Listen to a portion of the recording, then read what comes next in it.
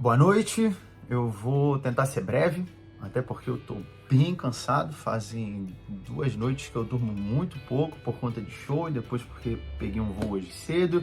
Eu não tô no Brasil, nesses últimos 2 dias eu entrei pouco na internet, mais para postar o que era necessário, mas eu vi o vídeo da Juliana e quando eu vi o vídeo eu senti necessidade de falar algo. Porque ela falou do Danilo. O Danilo que, em poucas palavras, é um dos seres humanos mais incríveis que eu já pude conhecer na minha vida. Uma pessoa de caráter ímpar. Um sujeito honesto, justo, sincero, caridoso, empático. A lista vai longe. Mas esse nem é o motivo pelo qual eu disse que precisava falar quando vi o vídeo da Juliana. O motivo é a Juliana cometeu uma injustiça. Eu digo isso porque o Danilo já fez um vídeo também. Eu não vou ser redundante. Se você assistiu o vídeo, é muito claro e nítido que o Danilo ficou do lado da Juliana. Nesse caso, que envolve a Juliana e o Otávio Mesquita. Não apenas o Danilo, como o João, nosso diretor. Todos se colocaram a favor da Juliana. E eu digo que ela cometeu essa injustiça porque isso que o Danilo hoje tornou público, na época eu também tive ciência. E todos do programa que tiveram conhecimento, todos se colocaram do lado da Juliana. Todos procuraram fazer com que ela se sentisse bem, acolhida. Todos ficaram do lado dela. Que, aliás, diga-se de passagem, no programa, nunca alguém foi obrigado a fazer algo que não gostaria. Não quero fazer isso. Mas talvez... Não quero. Não, então tá bom, então não faz. O bem-estar da equipe e individual sempre foi prioridade. Danilo sempre priorizou muito que todos ali estivessem muito à vontade, felizes fazendo o que faziam. Por isso, quando eu vi o vídeo da Juliana, eu fiquei triste. De verdade mesmo. Eu fiquei triste em ver a Juliana questionar por que algo aconteceu debaixo do nariz do Danilo e ele não fez nada. Talvez por ela ser preta e pobre, ainda trazendo uma questão racial. Quando eu vi isso, eu falei, meu Deus do céu. Cara, o que tá acontecendo? Sério. Falou que só depois do caso da Calabresa, em 2020, que aí foram ficar do lado dela. E assim, eu vou falar algo agora aqui.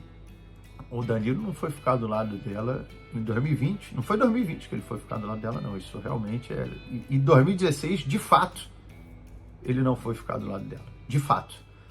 A grande verdade é que o Danilo foi ficar do lado da Juliana em 2012. A partir de 2012... Em 2012, ele já ficou ao lado dela. Quando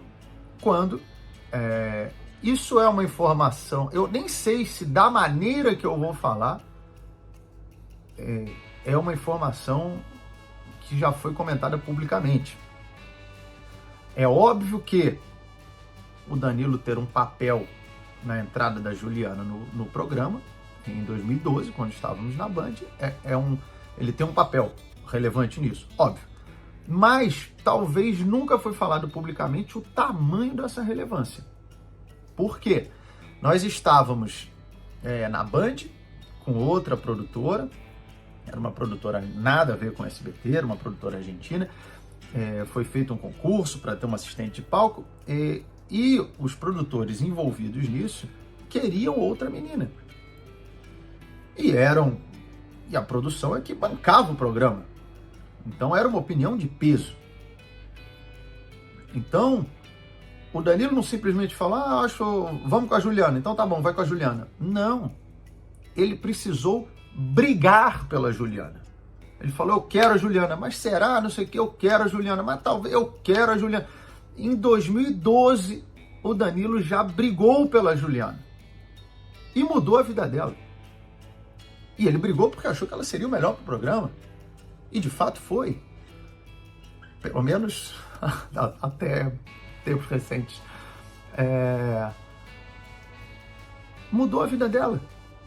Juliana, de fato, era uma pessoa pobre, que vinha de uma classe social com dificuldades, ascendeu, melhorou de vida, se mudou, comprou casa, melhorou a vida dos pais, ótimo, maravilha, maravilha.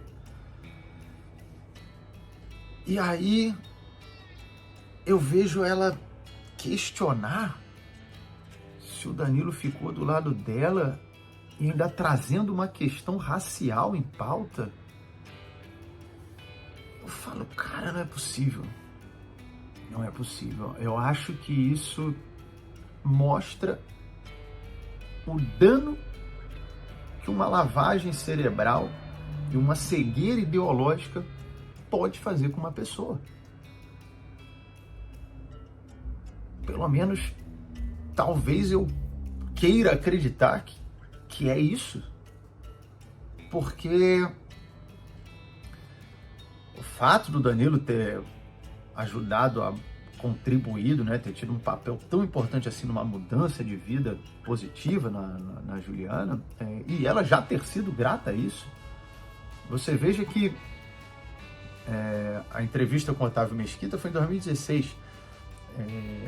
No ano seguinte, inclusive nessa época de Páscoa, a Juliana falou pro Danilo, vamos fazer uma piada, fica eu e o ovo de chocolate, você fala, qual chocolate eu vou comer na Páscoa? Nessa época saiu notícias acusando o Danilo de racismo e a Juliana foi publicamente defendê-lo. Porque inclusive foi ela que sugeriu fazer a piada, então também nada mais justo. E eu lembro até de no camarim, ela publicou, defendeu ele, e ela conversando falou pra mim, porra, estão acusando ele de racismo por causa disso, uma bobeira, uma piada, eu que falei pra fazer, ela disse, gente, essa militância tá perdendo a cabeça, essa militância tá doente, avança pra 2025. E assim, óbvio que eu não quero diminuir ou desmerecer a dor que a Juliana sentiu, que se você ouviu também os áudios do Danilo, é algo real, que ela realmente sentiu. E quando todo mundo que tomou ciência disso, se colocou do lado dela, sem a menor sombra de dúvida. Sem a menor sombra de dúvida.